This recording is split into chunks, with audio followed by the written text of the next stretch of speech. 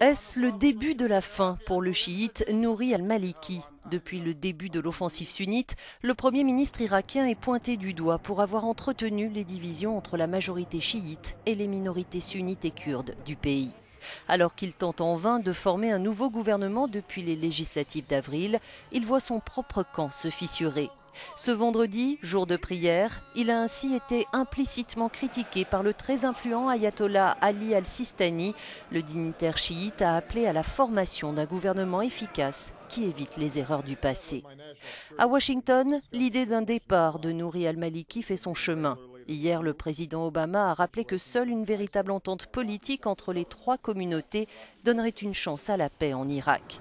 Il a aussi exclu de renvoyer des troupes américaines sur le terrain, une prise de position qui fait consensus au Congrès.